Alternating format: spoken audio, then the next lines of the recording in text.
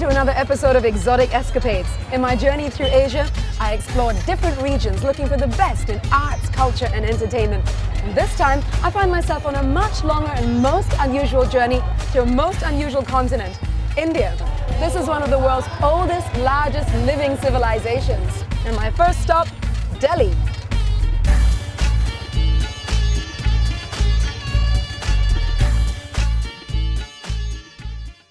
The nation's capital city, Delhi, is home to over 20 million people. It's also one of the older inhabited areas in the world, with theories speculating that people have lived in this area since 5000 BC. Its central location has made it a crossroads for travelers to and from Europe and Asia. One of the things that India is best known for is its color. The vibrant colors surround you everywhere you go, and sometimes not just only with old buildings, traditional clothing or on delicious food that can be found on every corner.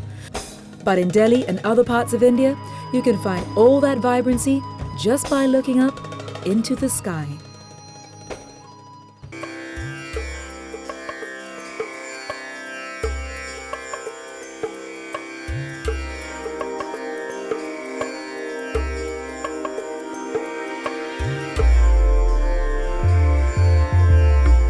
Today is India's Republic Day, and it's celebrated with a lot of enthusiasm throughout the country, but nowhere better than here in its capital city, Delhi. Now this is the magnificent Red Fort. Security has been really tight today, but everyone is in a really celebratory mood. There are some other people also who are celebrating today's Republic Day in an extremely special way with kites high in the sky. Delhi contributes to the national obsession with kite flying by staging a special festival on the green lawns near Palika Bazaar at Connaught Place every January. People flash their colourful kites, which come in all shapes and sizes. Although the origins of kites are lost in legend, there are references in Hindu mythology about kite flying contests. Kite makers inherited and learnt the art of making kites from their ancestors, who passed it on to their future generations. The kite makers Bishan Chand and Sons started kite making during the time India got its freedom. Now into its third generation, they are the oldest and the finest kite retailers in the city.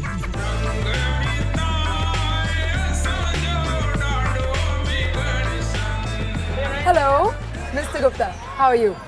Fine, thank you. This is Mr. Balbir Gupta. He is the second generation owner of this famous kite shop here in the market. His grandfather started this over 50 years ago. So kites are like paper representations of birds. They're inspired by eagles and owls and pigeons and all these beautiful things that fly through the skies of India and through Delhi. Mr. Gupta, this is the Indian flag. Yes. So this is the kite that people will fly on Independence Day. Mr. Gupta is actually threading the kite thread through the kite to prepare it for me to fly it. So I'm using the safe string, not the glass string. That one short, real long. Wow, okay. So one side has to be shorter and the other longer. Like balance. For balance, when it's up balance. in the air. And then you tie a knot here, like this. And then I attach some more string at the end of it. So after you attach it, how do you use this?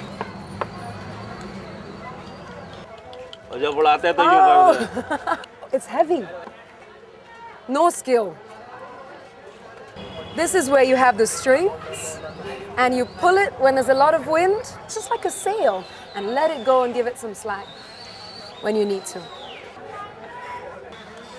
So, Mr. Gupta, am I ready to fly a kite? No. No? First of all, I will talk how to make the kite. Wow, okay. So, Mr. Gupta is going to show me how to make a kite first, because if I understand that, then I will be able to fly the kite. Fly the kite.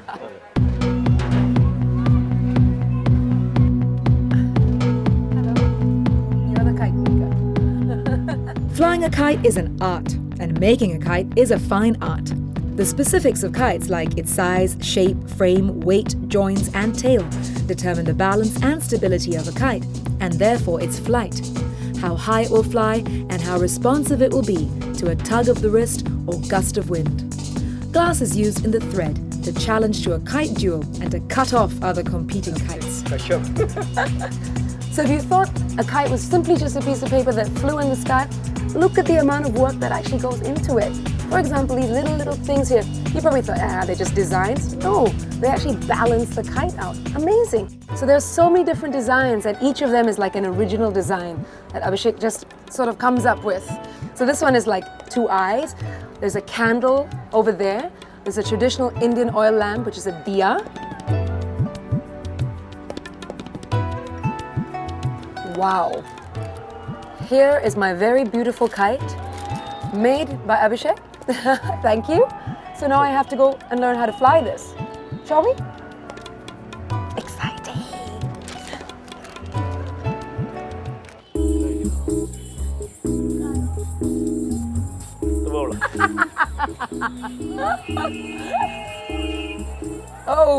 Oh my. I'm not very good at this. Oh, that's beautiful though. Acha?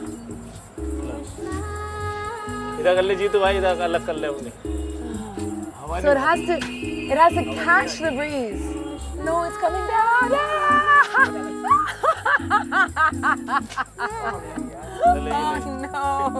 Oh no.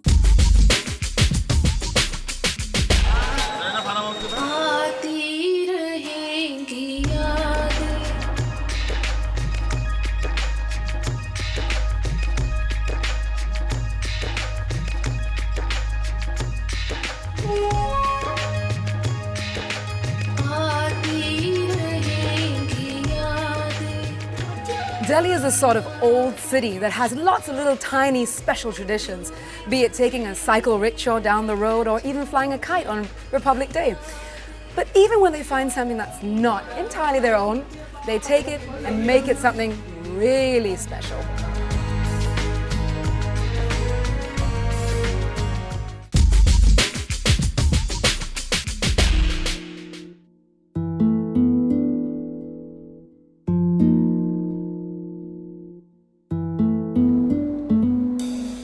I've just stepped into the private residence of the lady behind the Habi Art Foundation. It's a very, very special invitation to review a beautiful 12-piece collection, each of them a special interpretation of the Mona Lisa. The smile of Mona Lisa has fascinated the world for centuries. And though she may not be a product of Indian artists, a group of artists in Delhi decided to pay tribute to the genius of Da Vinci while celebrating the painting's 500th anniversary.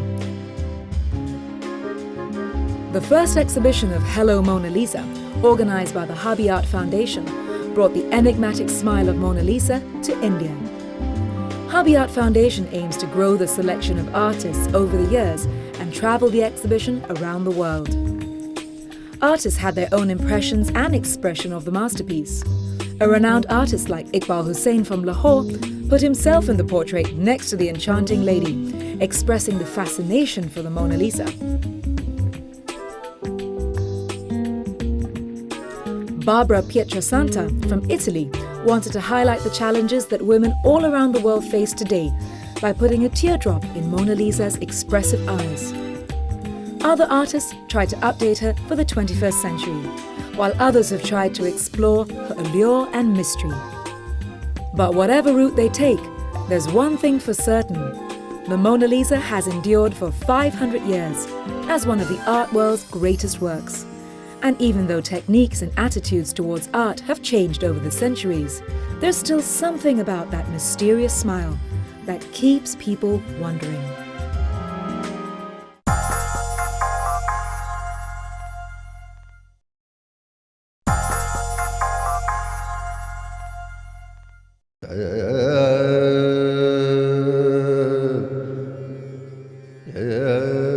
Manjari Chaturvedi is a dancer, but just calling her that is a disservice. She's versed in many forms of classical Indian dance and has integrated a lot of diverse Indian music into her repertoire of performances. Whether it's the music of Rajasthan, Kashmir or Punjab, or the belief of Sufism, she has the ability and adaptability to mix the melody with her own distinctive movements. But her most important contribution, the one she's most well known for, is the invention of a style uniquely her own. She calls it Sufi Kathak. Her dance form spans from earthly romance of Hindi folk to the evolved Sufi imagery of love in Persian poetry, including the movements of Sufi meditation, the spinning motions of the famous whirling dervishes. Kathak is a very traditional classical Indian dance form, which is from the north of India. So Kathak in itself is the art form which portrays emotions, poetry, and also the linear, angular and circular movements, but all set to a rhythm pattern. Because it gets into a structure, into a format, it becomes a classical dance.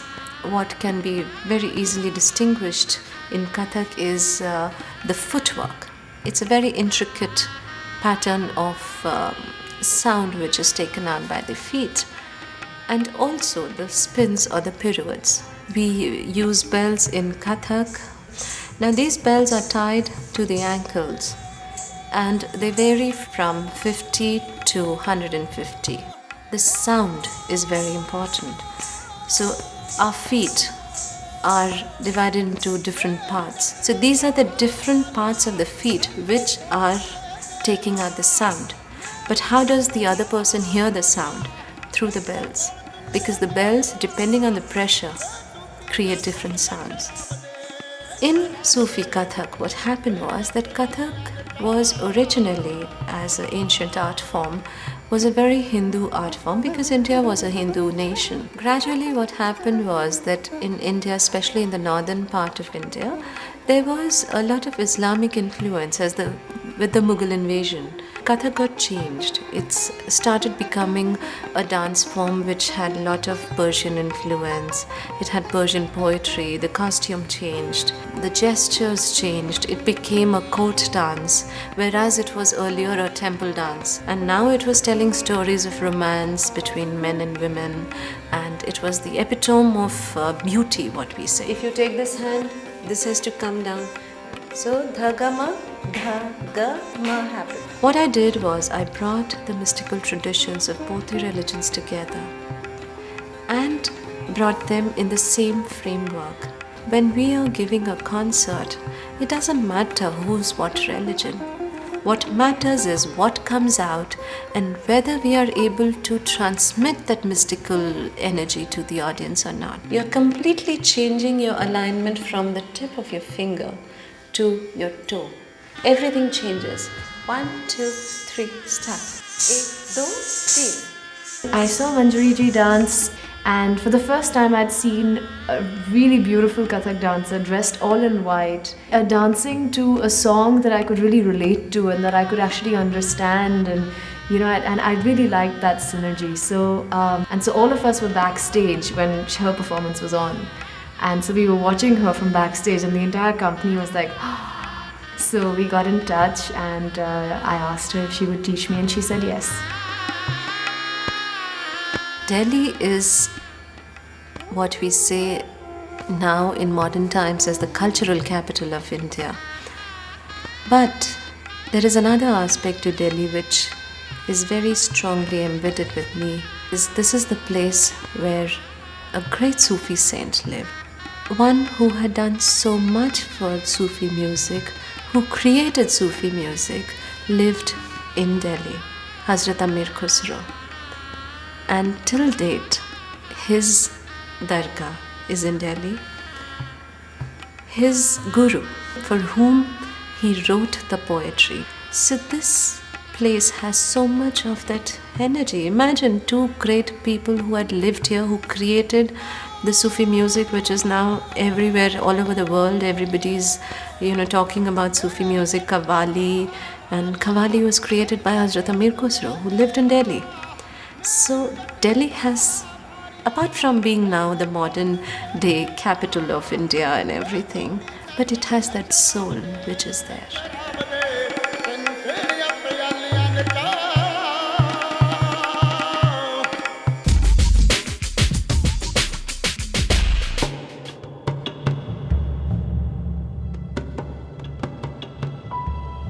The Baha'i House of Worship, popularly known as the Lotus Temple, is one of the newest and most stylish buildings for not just Delhi, but for the entire world.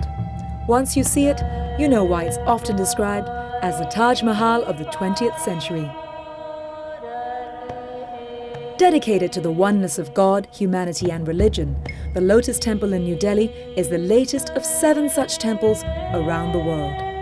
Apart from being the national flower of India, the lotus flower represents purity of heart and mind.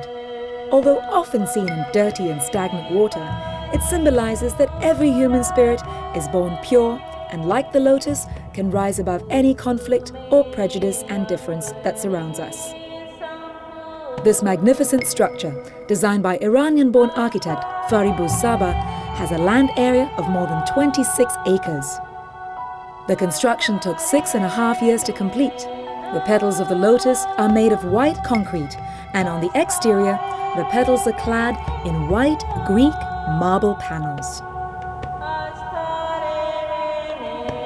Every Baha'i temple represents their own heritage and culture in the structure. The lotus has an expression in all the Asian religion, and the lotus signifies that every human soul is as pure as lotus. So it has a 9 door because 9 is a single-digit highest number and a comprehensive number for unity. Baha'is believe that all the religions are from one God, and they are for different times to develop the humanity and individuals for that time. And we believe that Baha'u'llah is the manifestation of God for this time. So door of the house of worships are open for everyone without discriminating people. We welcome them to come and sit together and pray to one God.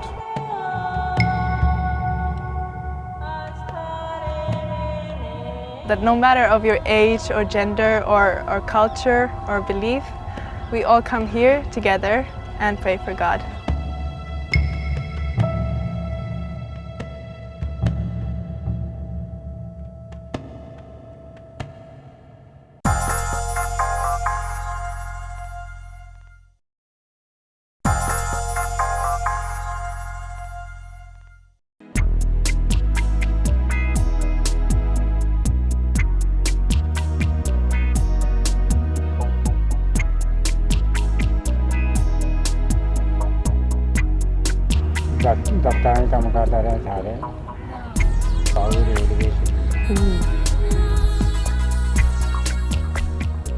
I'm hanging out in Tagore Garden early morning. It's really cold because I'm going to catch another one of Delhi's very unusual ideas.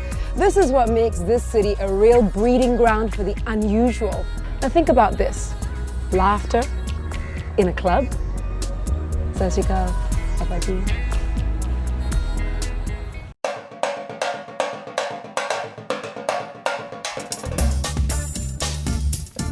Good, I think. I knew you must be the guys because you all have smiles on your face. Yes. So you guys are the laugh instructors. Yes. Oh, okay. Right? So start. Okay, come on. You know how it's always been said that laughter is the best medicine? Well, this is the Delhi Laughter Club. Believe it or not, people meet in groups early morning in the cold to laugh all their worries and troubles away. There are laughter clubs like this all over India where people get together to learn how to laugh. No jokes involved. I'm going to join and see. Once again, take a long breath and leave with laugh. One more.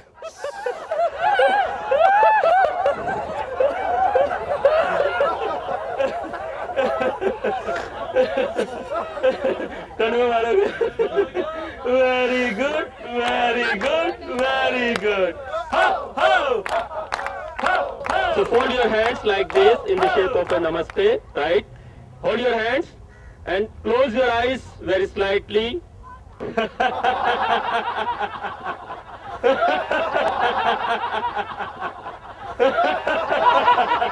Shake like this. Shake like this. Yeah. So how many times a week do you all do this? No, daily. Every day? Yes, every day, Wow. like 20 minutes. This is all breathing exercise. When you're laughing, oxygen intake increase your body. And just simply relax your mind. When you're crying, when you are angry, 14 muscles of your mind is participating. Right. But when you are laughing, only 14 muscles are participating. The others one out goes on the rest. And there is very simple thing. When you're laughing, you can't think over anything. You forget everything. That's true. Ho, ho!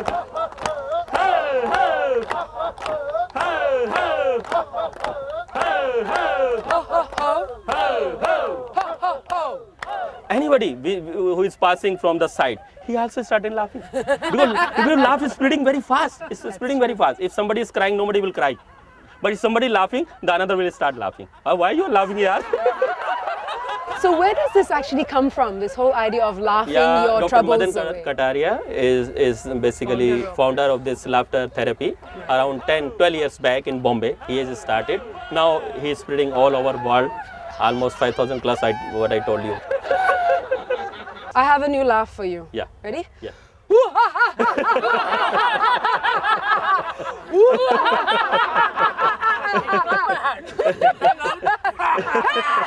But I simply tell you, it's the best laugh when you laugh from inside. That's true. Don't make stress for laughing. It's not a forced laugh. Yeah, it's a it should not be forced laugh. It's natural laugh, right?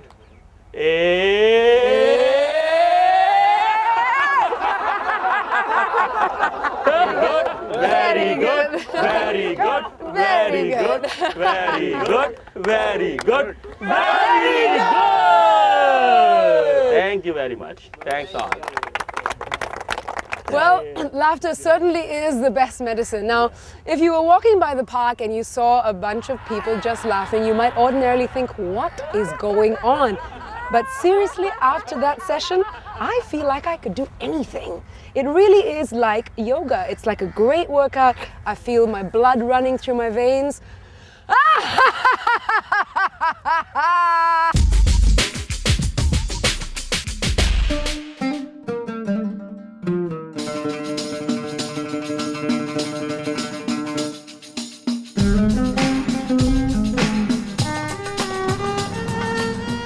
Brilliant. Ooh, syrupy, sweet, and sticky and good. And that's Delhi really in a nutshell, you know? I'm standing out here outside one of its most famous jalebi shops. And just like everything else that there is in Delhi, there's a beautiful mix of the old and the new. I've had such a great time here. I've explored the city from top to bottom. Kite flying, dancers, the jalebi, the laughing club. I'm not quite done with the city yet though. I'll be back. But it is time for me to move on to my next exotic escapade. So till next week, safe travels.